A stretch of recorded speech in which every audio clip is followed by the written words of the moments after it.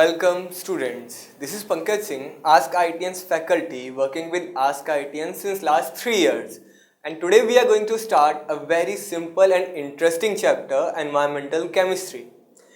As the name suggests, in this chapter we'll basically study about environment, its components, pollution and the chemical reactions going around us in our environment. We'll study about pollutant, pollution, global warming, ozone layer hole and what is the effect of these all phenomena going on in an environment on our life.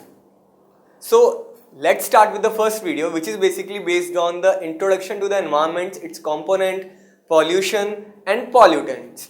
Let's start. The first question is that what is environment actually? So environment refers to the surrounding of an object or organisms. That means anything which is present around us. In fact, everything which is present around us is part of environment. And environment includes living and non-living objects. Every living and non-living objects which is present around us is part of our environment.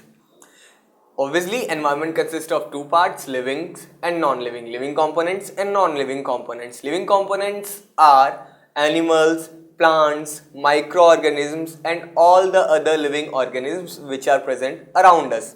And there are some non-living objects also present around us, and those are known as non-living components of environment, and this includes air, water, temperature, soil and all other non-living objects which affect us actually.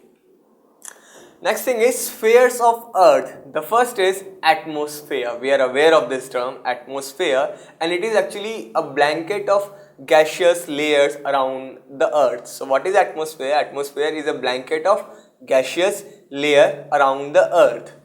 And atmosphere surrounding us can be divided into four regions: troposphere, stratosphere, mesospheres and thermosphere.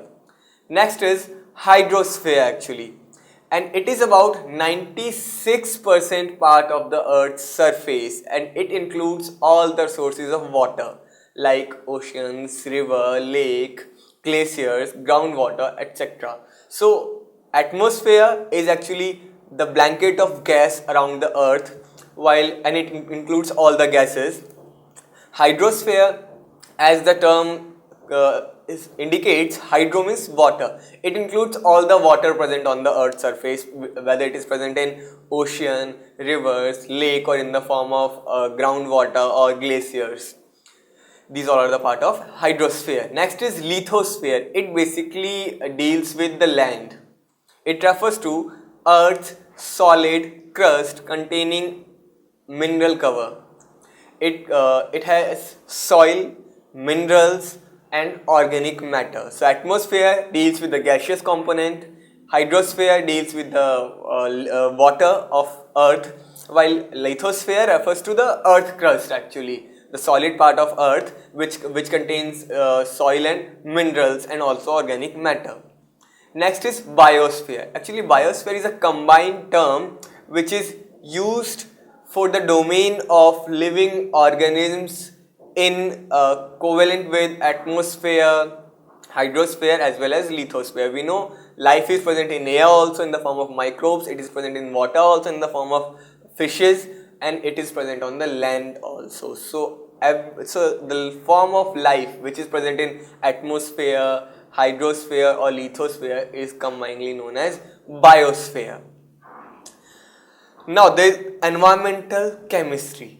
Environmental chemistry is the branch of chemistry which deals with the study of the origin of it deals with the study of the origin, transport, reactions, effects and facts of chemical species in environment. We know that chemistry is everywhere around us, and in atmosphere we have gases, we have molecules reacting together, there is rain, then pollution, and there are number of chemical reactions which are going in our atmosphere, lithosphere and hydrosphere around us every time continuously. And environmental chemistry is basically study of those chemical reactions which are going around us naturally in our environment, and they affect our life directly or indirectly. So in environmental chemistry we study about all these reactions which are going around in environment. and it includes actually the application of chemistry for understanding and solving the environmental changes, phenomena and their effect of organism. One example is pollution. So first of all, we study that what is actually pollution and what are the causes of pollution, how can we reduce it, and what are its effects on our life. So this comes under the scope of environmental chemistry. And it also includes actually the application of chemistry for solving the problems related to environment, such as environmental pollution. So now we know what is pollution, what are the causes of pollution, and what are its effects on our life. Then we have to study that what we can do to solve this problem. And environmental chemistry deals with the application of concepts of chemistry to deal with these environmental problems. Now the term is pollution. We are all aware of this term pollution, and what is actually pollution in scientific terms. So pollution is addition of any undesirable material to the environment, like that is air, water, soil. Pollution is the addition of any undesirable material to environment. That means its addition to water or air or soil by any natural source or by human activity which affects its quality is called pollution. Whatever, if any undesirable material, it can be anything, it can be added to any component of the atmosphere, into the water or air or soil. Whenever any undesirable substance is added to the environment, either by natural sources or by human activity, it will affect the quality of environment, and this is called pollution. An example is carbon dioxide. Carbon dioxide is added to the atmosphere through combustion of fuels in automobiles, which is actually a human activity, and it is also added to the environment by fire in the fire in forest or by a volcanic eruption, which is natural process. In both way, carbon dioxide is added to the atmosphere, and which causes atmospheric problems. So pollution may be because of the natural sources also, or due to an human activity. The undesirable material which is added, which causes the problem in environment, or which causes the pollution, is called pollutant. So here addition of carbon dioxide is pollution, and carbon dioxide is pollutant. Pollution is caused by, what is the reason behind pollution is fast population growth, excessive industrialization, rapid urbanization, and use of pesticides in agriculture. These are the main sources of pollution. In short, we can say that environmental pollution is the process of contamination of the environment with harmful waste arising mainly due to human activities. Now, type of pollution. Pollution is air pollution, water pollution, and also soil pollution. If air is contaminated, it is air pollution. If water is contaminated, it is water pollution. And if land is contaminated or soil is contaminated, it is land pollution. Apart from these, actually, if we talk about pollutants, pollution can also be classified on the basis of nature of pollutants, like oil pollution, which is caused by oil, slit pollution, noise pollution, smoke pollution, plastic pollution. Apart from them, effluent pollution, thermal pollution, chemical pollution, acid rain pollution, radioactive pollution, metal toxicity pollution, or soap and detergent pollution. So different type of pollutants are added into environment, and based on that we name the type of pollution. Now, pollutant. We are aware of the fact that pollutant is any substance which causes pollution, or more precisely, we can say that pollutant is any substance which is actually already present in environment. Or it may be a new substance also, whose concentration increases to undesirable proportion, causing danger to living organism or other material. For example, the pollutant may or may not already be present in the environment. Just like I have given you the example of carbon dioxide. So carbon dioxide is a pollutant which is already present in atmosphere, which is used by plants for photosynthesis, which is released by plants for photosynthesis, which is used by plants for photosynthesis. And so carbon dioxide is already present in atmosphere, and it is very important for the photosynthesis of plants. But whenever its concentration increases beyond a particular limit, it causes some undesirable effects on our life.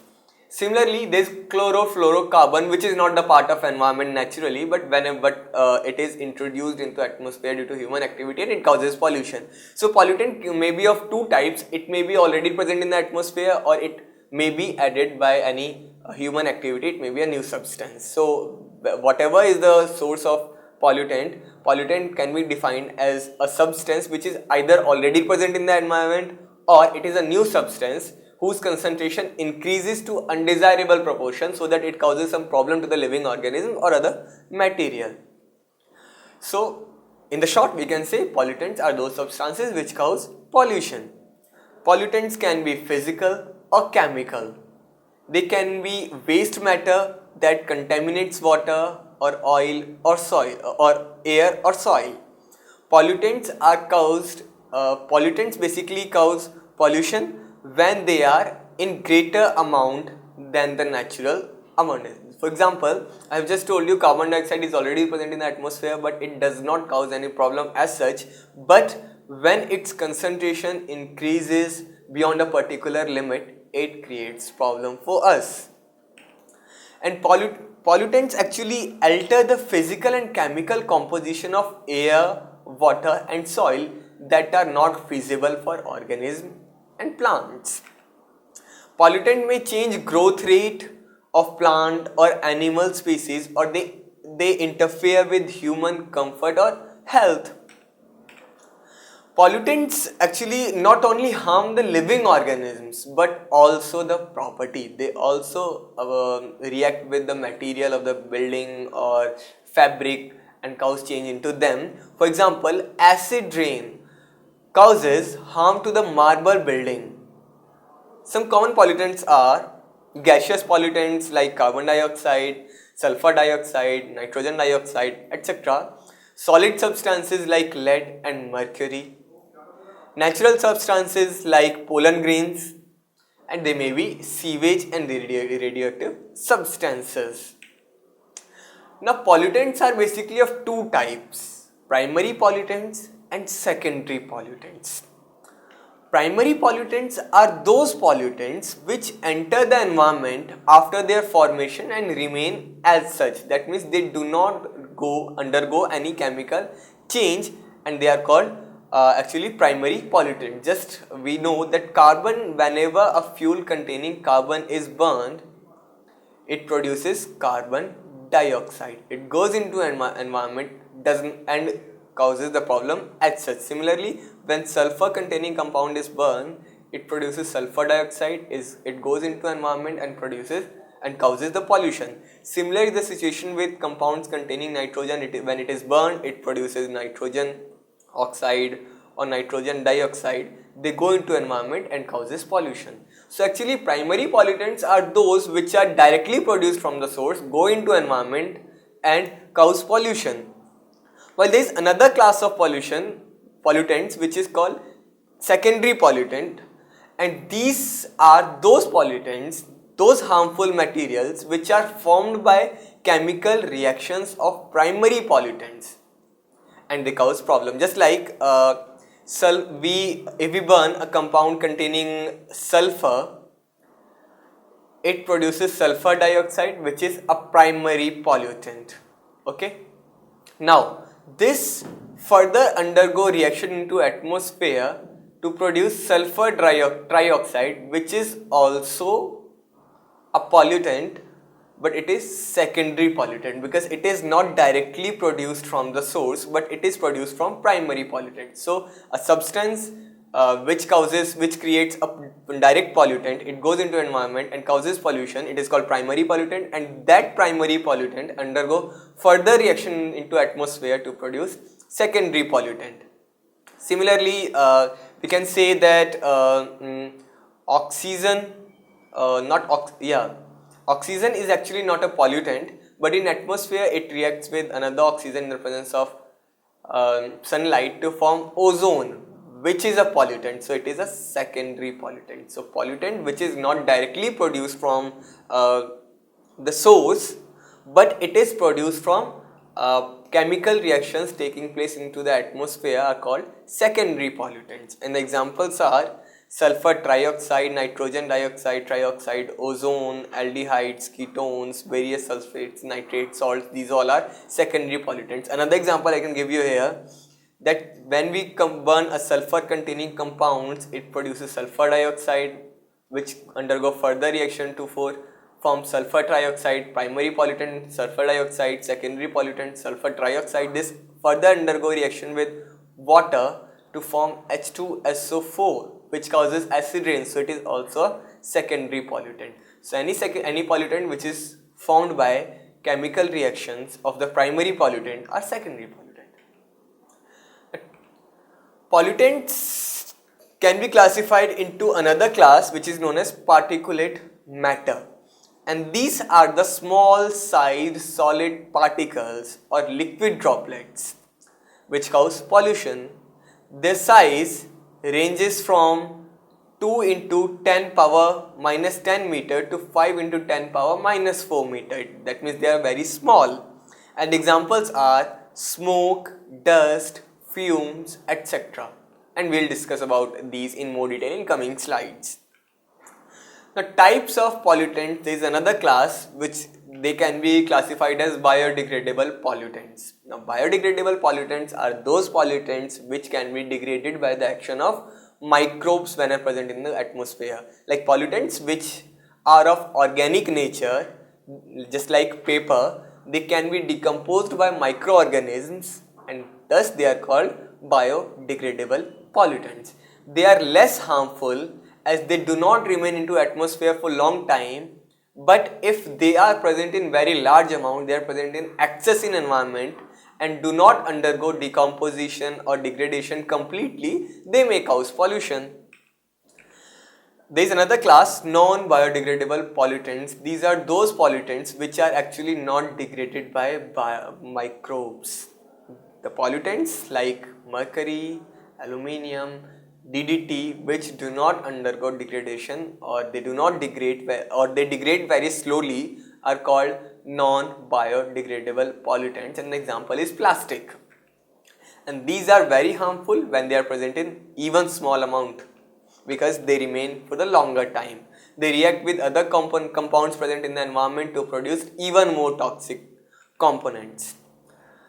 Now let's have a look at some common terms which we will be discussing throughout this chapter. The first is pollutants. Pollutant is any substance or species produced either by natural source or by human activity which produce adverse effect on the environment. Contaminant. Contaminant is a substance which do not occur in nature, but it is introduced by human activity into atmosphere and they affect its component or composition.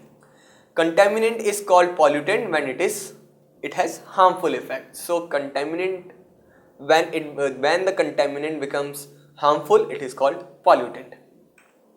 Now source is basically a site from which the pollution or contaminant originate, and every pollutant has some source. For example, I have just told you that if we burn a compound containing carbon, it produces carbon dioxide. That means carbon dioxide is a pollutant and compound containing carbon is its source. Next is sink.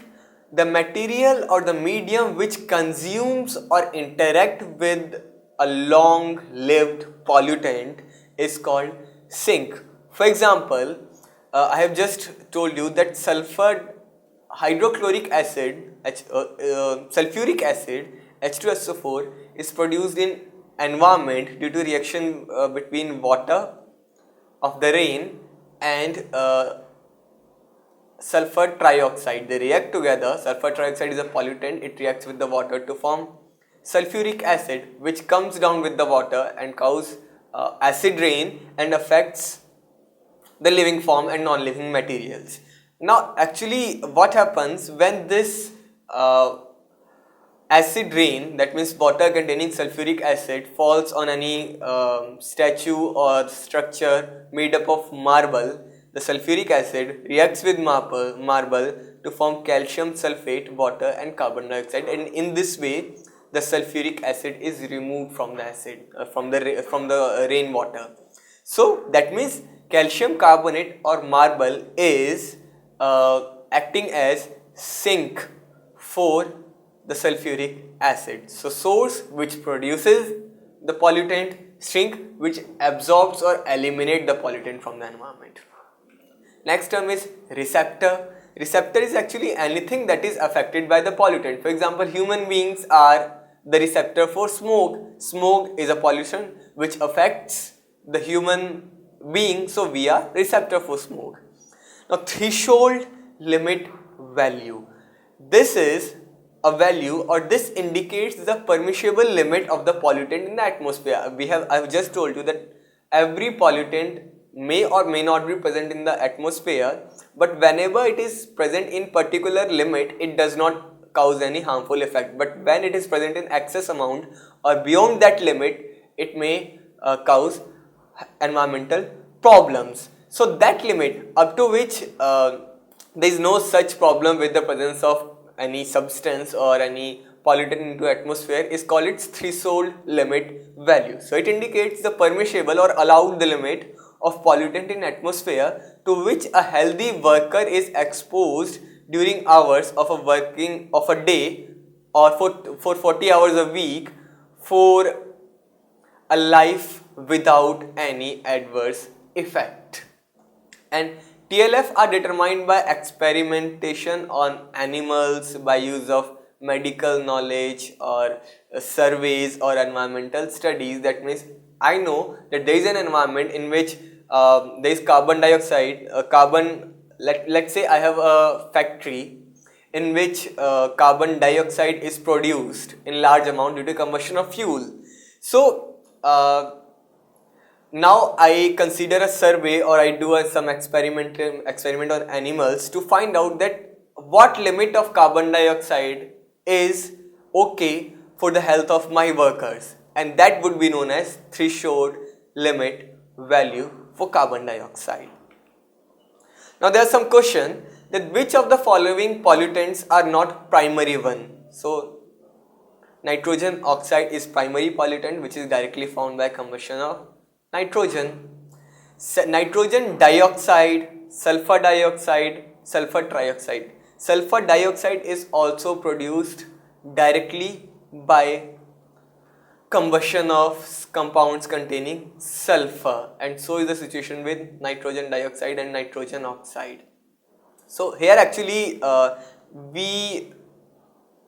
sulfur trioxide is produced by reaction of sulfur dioxide with oxygen present in atmosphere to form sulfur trioxide. So sulfur burns to form sulfur dioxide. That sulfur dioxide goes into environment and further reacts with oxygen present here to form sulfur trioxide. So this is primary and this is secondary. So this is a secondary pollutant. Similar is the case with actually sometimes NO2. NO2 may be primary as well as secondary. It may directly be produced by combustion of nitrogen containing compounds, or it may also be formed by a reaction of nitrogen oxide with atmospheric oxygen to form this. So this may be put in this is actually the secondary pollutant for sure. This may be primary as well as secondary pollutant depending on the concern on the situation. So but here the perfect answer is sulfur trioxide, which is actually a secondary pollutant. It is found by reaction of sulfur dioxide in atmosphere. Now earth solid crust containing outer mineral cover is known as atmosphere. No, it is the blanket of air. Hydrosphere, it deals with the water component of earth. Lithosphere is actually the answer. Lithosphere deals with the land, or it deals with the solid crust containing mineral cover. So correct answer here is C. C is the correct option for this question. So students, now we have an idea about environment, its components, its living and non-living components, and we are aware of the pollutants and type of pollution. In next video, we are going to start with air pollution. Keep watching.